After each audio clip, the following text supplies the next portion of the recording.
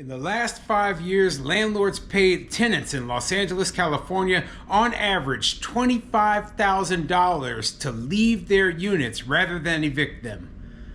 I'm Tony, and this is Real Estate Investing and Landlord News. All right, so I have an interesting article for you today. And once again, it's coming out of Los Angeles, California. Now, I talked previously about how it's cheaper for landlords in certain situations to pay tenants to leave rather than go through the eviction process. And I specifically brought up Los Angeles and the state of California because they have some of the strongest anti-landlord pro-tenant protections in the entire country. Okay, so landlords, they're put in a very difficult situation where it is actually cheaper to pay these tenants tens of thousands of dollars to leave the units. Okay, and that is exactly what happened. In fact, it's happened 5,000 times in the last 5 years. So yeah, you know it's pretty bad when in Los Angeles 5,000 different landlords have paid tenants to leave on average $25,000 in each one of these cases. Okay, this is an insane story thinking about these numbers, right? You know, I realize properties are extremely expensive in California, okay? And the problem is though that you put so many protections in place for tenants that you make it impossible for a landlord to get rid of them, okay? If a landlord wants to make any money at all, wants to get their property back, retake the ownership of their property from these tenants, they have to pay them to go. And, you know, on top of that, you know, of course, not just the buyouts, but there are other requirements under the state law. You know, I believe there's like relocation expenses that they've approved, and you know, it just makes it so difficult. And I absolutely hate that this is the kind of situation that has been put into place. So, you know, now we have a case of where the tenants, they feel entitled to this money. They feel like, you know, like they own the place and that they deserve it, like they did something to get it. No, that you didn't. You just lived somewhere and then got lucky. That's the truth, okay?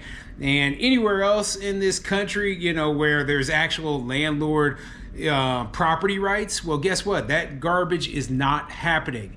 Because we can just say, hey, we're going to terminate your lease at the end of the lease term, and that's it, okay? So before I get into the article, go ahead, hit the like and subscribe button, maybe leave a comment down below, and let me know what you think. Do you know, would you pay a tenant to leave your property? I've asked this question before, right?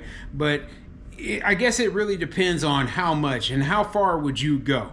And please, you know, put down in the comments where you're from, if you've ever paid a tenant to leave your property before, or if you wouldn't, and you know, exactly why. You know, I wouldn't. Obviously I wouldn't, because I invest in Nebraska and I invest in Missouri.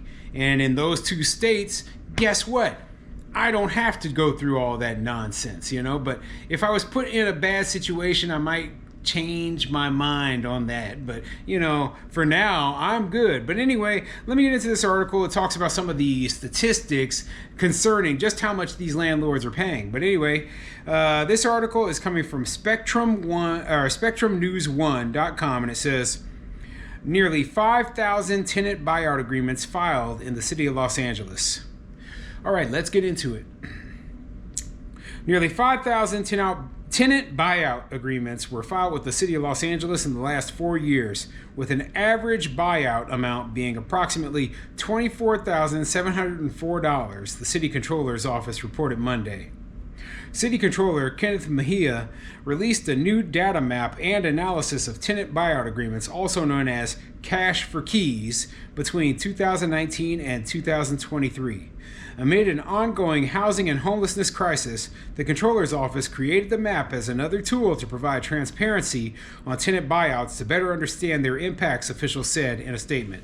And the real truth is that they created this map. They started cataloging this information because, you know, the entitled tenants thought it wasn't fair when they found out that other tenants in the same building were getting paid more for their buyout than they were getting.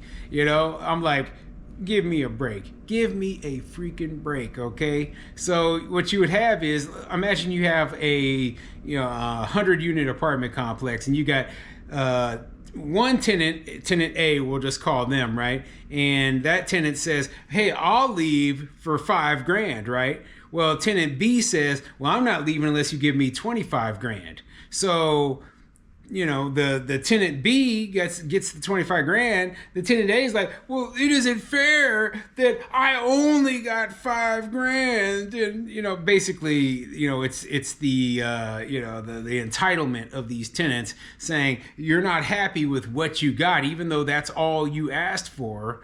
And now you want more. You want more from the landlord. And so they created these laws to make it fair, whatever. Fair is what you are willing to accept. And unfortunately, they've twisted things to the point where now landlords, developers, whatever, have to pay significantly more in order to get rid of tenants and aren't able to negotiate on an individual basis with the people. So yeah, bad garbage in my opinion, but let me continue. The Comptroller's Office described tenant buyouts as a tactic that landlords use to compel tenants to move out of housing units that are protected under the Rent Stabilization Ordinance, rent control. Often, so landlords can re-rent these units to new tenants at market rate prices. Mejia added that in many cases, buyouts are not enough for tenants to afford living in the city for the long term.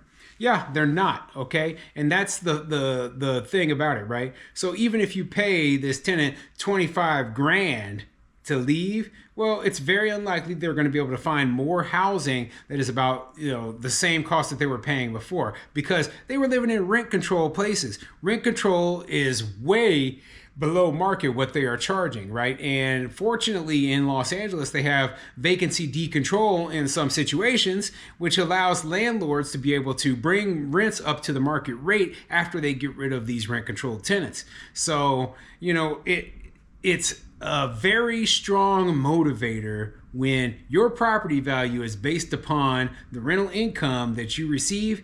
If you get rid of low paying, tenants who are paying low amounts of rent. Now, I've read about situations, I've covered stories even for rent controlled units in Los Angeles where they were able to get rid of a rent controlled tenant, and then the new market rate rent was 4 times what the rent controlled tenant was paying. So, imagine if you're able to do that on a large scale over a large apartment complex. We're talking about millions of dollars of additional value that is created. Now, that is a very strong motivation for me as a landlord to say, okay, I'm going to pay this person $25,000 on average to get the heck out of there. Okay. And then that's exactly what's happening.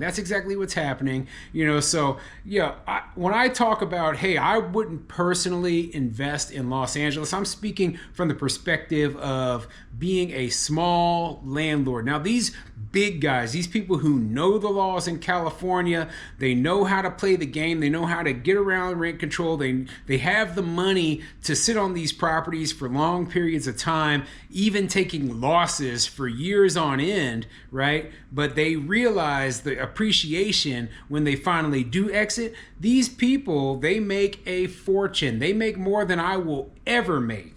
And it's admirable that they know how to play the game so well.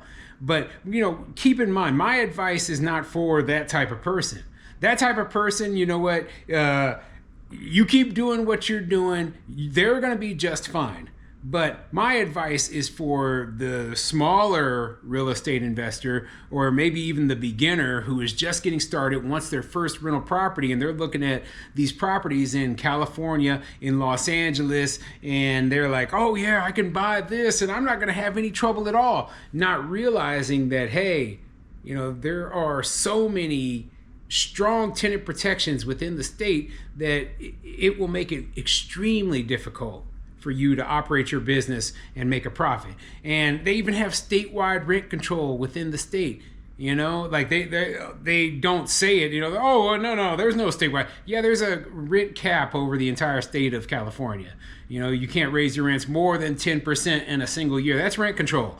Okay, I mean, it's pretty obvious to anyone looking at that law that, yeah, that's exactly what that is. So you're placed in a position where you are stuck between a rock and a hard place if you buy this property. And yeah, you could get lucky, put a perfect tenant in there who's never going to cause any problems. You know, you own that property for 20 years, make a fortune in appreciation, sell, and retire on the beach in Cancun. Okay, but you know, there's also the possibility that you take you take losses year after year after year, right? And your tenant refusing to leave, and you forced to subsidize their living for as long as you own that property. And finally, what happens in the end? You have to declare bankruptcy because the tenant has done bankrupted you.